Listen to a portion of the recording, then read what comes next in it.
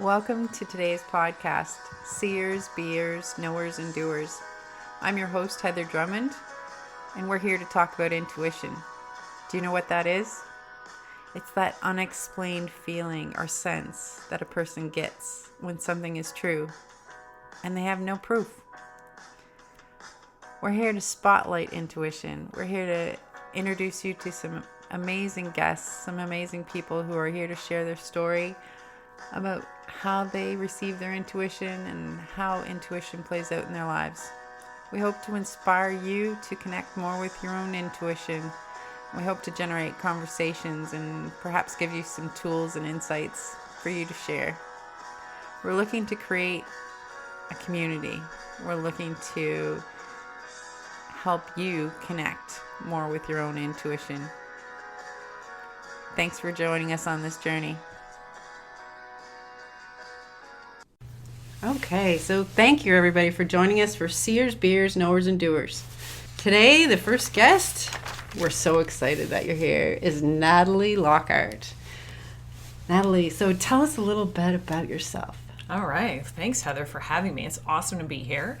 So I'll tell you just a little bit about myself. I won't get into many of the nitty-gritty details. But I was mostly in the corporate world for the majority of my adult world. Was a teacher and didn't really relate to the teaching field, and so went into the corporate world.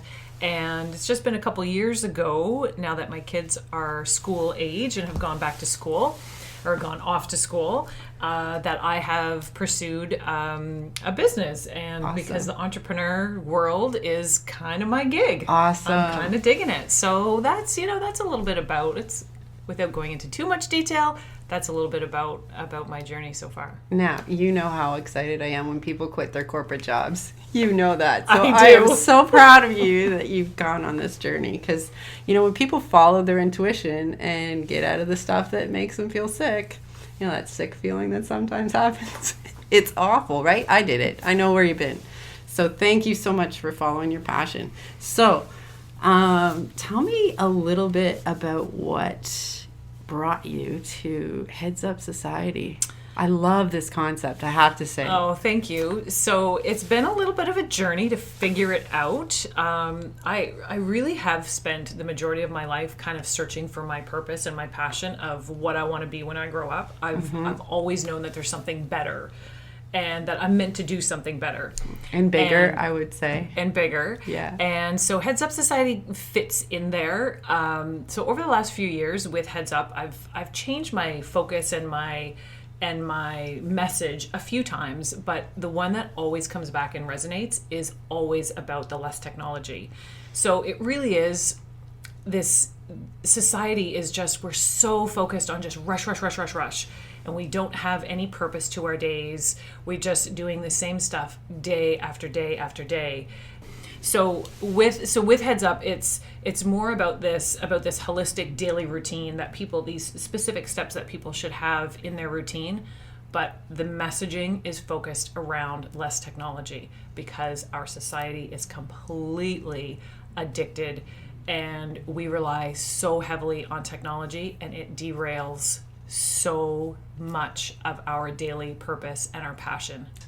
And it's totally different because the majority of us spend our working hours, if you have an 8 to 5 or a 9 to 5, we spend it sitting behind a computer. Mm-hmm. So I'm a little different there. Right. Yeah. So, but to then take that and to go home and then spend, again, almost the same amount of time on a piece of technology, whether it's your phone or your tablet or even sitting behind a TV, we spend the majority of our waking hours behind a screen. Your whole concept of Heads Up and how people need to turn it off, put it away, Yep. have a conversation with a Yes. human being, Yeah. pay attention to your kids. I love the fact that every time I see your children, there's no technology in these kids' hands. So I love that you've recognized that, but I have to say, my kids do go on technology. I have technology in the house. My kids absolutely go on technology because they're 7 and 9. And so they do have access to a little bit of it, but they're 7 and 9. So they don't have a lot of access. Do they have their own phones? Hell no. Do they have their own tablets? No. But do they sometimes play on my iPad? Yes, they do. But they also do some homework on technology, like on my computer or on my iPad. They do some of those things. So it's not that my kids have zero technology, but it's just that we're super aware of the amount of time that they spend behind a piece of technology. And let me just add this too, that my kids have never been brought up with technology either. For the listeners who have kids and who already have technology, that's another beast, trying to then bring that back and trying to tame that a little bit with less access. So it's one thing to bring your kids up and just to have that belief, but then it's a whole other beast for those kids who are already entrenched there, and to then kind of untrench them, if that is even a word. Right. Do you know what I mean? So in your awareness and in your messaging, are some of those tools for parents part of what you're doing, or are you more targeting the adult, and the kids are a byproduct of the adult shifting? That's an awesome question. So my messaging and my tech truths that I have are mostly for the adults, not necessarily for the parents, and how to help that. There are a few tools and tricks and tips that I give specifically for parents and helping with their children with the less technology, but the majority of the messaging is for the adults, because my core belief is that we need to be the role models for our children. So if we're spending less time on our technology, and if that's our message, then our kids are going to pick up on it. Because you can't tell your kids to not be on technology and then you're behind the screen all day. Yeah. Which doesn't make sense. Well, and I heard once that, the kids our age used to be like, okay, I want my own car, because the dad would be out there washing the car every Sunday and just loving the car and don't bump the car, and the car was the thing of desire. Because the parent paid attention to the car because it was a big purchase item. Now, the thing that we're coveting, I think was the word, is our phone and our technology. And so the kids want their own because they're seeing that as a coveted thing, or they're seeing that as a thing to paying attention to. So to twist that and think, okay, who am I coveting? What am I coveting? And turn that around to who am I coveting? Absolutely. What am I coveting? So the other thing that I'm wondering is, because of your corporate background, are you taking some of this heads up messaging into the corporate world as well to build productivity, or is it solely individuals and it'll seep into the corporate world because you're affecting the individual? So exactly. At this moment, it is solely individuals, where I create tools and help people to just step away from technology, because it's not about no tech. It's about low tech, because it doesn't make sense to be no tech. That's ridiculous. It's never going to work in our world. Right. So it really is to take the position of low tech. And how can you do that? So at this moment, it's been individuals, and I'm hoping for it to then seep into the corporations, even the expectations of the employees. What does your technology policy look like at work? Or do you even have one? My guess is no. Yeah. It really is more of the modern companies that may have one, but the majority of corporations aren't going to have a technology policy. No. Who wants to be available 24/7? Right. It's Unhealthy. not realistic. Yeah. It's not healthy. No. So for this message to seep into corporations, it needs to, if we're going to impact any kind of change with the employee as well. There's incredible information out there. People need to be aware that it's just easy. So it's easy to look at your phone, but it's also really easy to not look at your phone if you set it up correctly. Right. That it's not dinging and pinging at you, and that you don't have that temptation. Because if something dings and pings, the temptation to look is there, and you need to eliminate the temptation. And there's so many ways to eliminate the temptation. So, shifting the topic a little bit. Yes. The title of our podcast, Seers, Be-ers, Knowers, and Doers. Yes. I think you're a doer. How do you get your intuition? Does it just happen when you do, or how does it come to you? I have spent the majority of my life figuring out what I want to be when I grow up. And My intuition, I've totally blocked it out for the majority of my adult life. That I know what needs to be done, but I just block it out as, this is this other voice talking to me. Just go away. You don't know what you're talking about. Go away. We've all been there, I think. I think so. Yeah. And so I've blocked it out, but just in the last few years, it might be that I've met you a few years ago, has a big influence on it. But now I start listening to my intuition, but I still really do need a smack in the face. That's sometimes really what needs to happen, is just a big wake-up call. Like, oh, right. Ask for a gentle one. A gentle wake-up call, please. Oh, right. This is what I should be doing. I'd like to say that I really listen to my intuition on a daily basis. Well, but I don't. I would suspect you listen to your intuition parenting-wise, relationship-wise. Like, Yes. It's probably in every aspect of your world, except the work one, when your ego gets involved and says, no, this over here is a priority. Right. Never mind your happiness. Absolutely. Yeah. See, Heather, you're in my brain. But how many people do that? Like, I talk to people regularly that I'm telling them, quit your job, it's making me sick, because I was there, right? But there's responsibilities that we've all got to do. So I guess the fact that you're healthy and you haven't had that big smack in the head is because you do listen to the instincts most of the time. Yes. Right? Yep.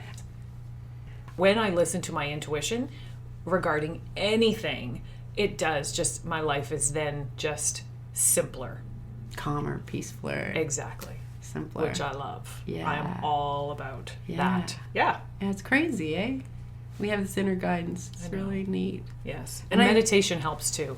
Cool. Are you doing that? Every morning. Yeah, I've been doing it since September. It's made a huge difference in my state of mind, just my positivity, and set your day up starting with that. Holy, I can't even tell you how much it's changed me. Wow. Yeah. Cool. Did you find it hard at first? Hard at first. I still find it hard. Well, that's why they call it to practice meditation, because it is hard. It is hard. But I think meditation can be a real active thing. I don't think that it has to be like, No, I don't think so either. Right? I think it can be a really fluid, active thing, because I think it's just in a place of allowing what comes to come. What's tough is to stop the constant thoughts, because the constant thoughts that go on in my head anyway are not the thoughts that I want to be thinking first thing in the morning. It's not what's next and what's my day going to look like. So it's just the thoughts of, man, she said that to me last week, and you know what, I'm still irritated about that. Sometimes it's those thoughts. And for me, the hard part of meditation has just been pushing those thoughts away so that I allow the purpose of the meditation, which is to set up my day and just to have that positive frame of mind. That is what it's for. So it's making So the now boundaries. I just have to push it away, and those thoughts come in all the time, daily. Some days are way better than others, but I just need to learn to push those thoughts away. Boundaries. Yeah. It's a practice. Meditation's a practice. Yeah, fair enough. Yeah. So, Natalie, we've got to go looking at this work thing. Because, I mean, really, that's the place that you're saying, like, the world's going to hit you in the head, right? And so what are you doing for work? What are you doing? So for the majority of my life, I was a corporate. I was a teacher, then I was corporate, and I always jumped around from job to job. And then I had kids. And so once kids arrived in my world, I quit my corporate job. Okay? Quit my gig, didn't want my kids to go to daycare, couldn't imagine having someone else raise my kids while I paid them to do it. My personal choice, I wanted to stay home and do that. Yeah. So that's what I did. And as my kids got older, this niggling concern, or this niggling that's always been with me about what is it that I want to do with my life. And so searching for this purpose has been it's taken my entire life, basically, 20 plus years. Right. But as my kids got older and started school, then I thought, okay, because I don't want them to go to daycare and I have these priorities, I completely designed my life around my kids. So I thought, okay, why don't I teach? Because now my kids are in school. If I'm also teaching, it's pretty much the same hours, so I would still be able to get them after school, do homework, do all of those things that are a priority to me. But you hated So teaching. I started teaching. knowing that 20 years ago there was a reason why I didn't continue to teach. Right. It was because I didn't like it. Were you hired full time at that point? Like, were you working in a classroom full time way back when? 20 years ago? Yeah. I was. And I hated every moment of it. So, in all my infinite wisdom, I thought, okay, this is going to be great. Because it fits on paper. It fits. It works into my world. It checks off all of my boxes. I'm going to start teaching again. Correct. Intuition had nothing to do with all the boxes being checked. So what is your body doing at this point? Like what was your emotional self doing at this point when you were like, oh, all the boxes are checked, go away? Like, did your physical body do something? Do you remember when I first met you? My body was saying that I needed some kind of a release. In my mind, I always wanted to go to a shooting range, to a firing range. That's how my body reacted to me not listening to my intuition. Was I need to do something to release this rage, this whatever was happening, and it sits in my belly, and it sat there for years, that I need this kind of release, and I was never really sure what that actually meant. That's what it looked like for me. So you just walked around with a smile on your face, very angry. Yes, this was my world for a lot of years. But you exercised during that time. Yes. You got back into exercise at one point, really hardcore, and got happier. Yes. Like, so that became a physical release. Exactly. So what are you doing now? So I'm still teaching. You're teaching. I still am teaching. So I'm teaching the GED program. So it's adults. A little better. Okay. Okay. A little better. Right. But still not where I belong. And I know it. Mm-hmm. But the great thing is that I know it. And I have an out. Life takes over, though, because I have bills. I have kids. I have a husband. I have those things that consistent income dropping into my bank account every 2 weeks is a little bit of a priority for me. So that is where I'm not listening to my intuition because I'm doing something that I know is not where I belong. But I'm doing it again because it checks the boxes, which is not where my intuition belongs. It's not, intuition has no part of it in that moment, in those checking the boxes. However, the heads up, society's filling your intuition. Exactly. Right? So now I have an out because I have found something that really doesn't feel like work. Yeah. And that's really cool. Yeah. And that's for the first time, for the first time ever, that I've spent my 20 plus years as an adult just kind of searching and figuring out my way and my journey. And it's led me to this moment that it's like, ah. Well, I would bet, though, that chances are all those other steps are part of the journey that you're not going to throw away. So, Natalie, one more story, You've been married twice. right? Yeah. Oh, see? It's like a different life for me. Yeah, I have. It's a blank slate over there now. You know what? It is very much like I have two lives. That is my life before, and I know that it's my life, obviously, that it happened. When I think about my life today versus my life when I was 23 and got married at 23, I'm not even the same person. I honestly don't even think about those times because it doesn't even feel like it's me. Was that an instance where you weren't listening to your intuition? Yes. So it really... I knew I needed to say no, but I said yes. Crazy that we do that. Yes. But there's, again, checking off the tick boxes on a piece of paper when they all make sense. That's it. This is what what's you do. expected of me. This is what I you need to do. This is the next progression. This is what society is telling me I need to do. And we listen to that so often rather than listening to ourselves because we don't want to disappoint. We don't want to let people down.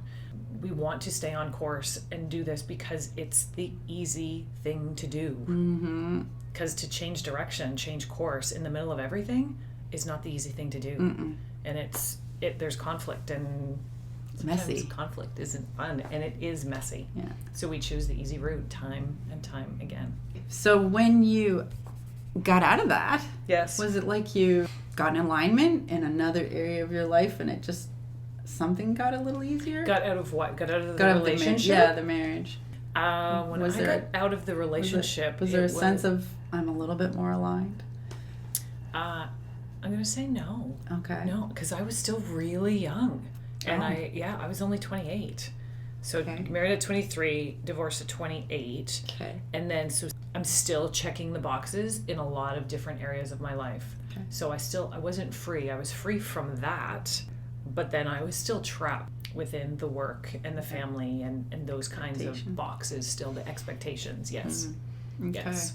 And still disappointing people. Like, I didn't even want to tell people that I was getting divorced. Like, it was a secret for so long. So many people didn't know because I was scared of what people would say, how they would judge me, being a disappointment to my family, all of those things. All those things. Yep. It's amazing how we get imprinted as a kid with some things that take us out of alignment. Eh? And it's nobody's fault. It's just the way it is.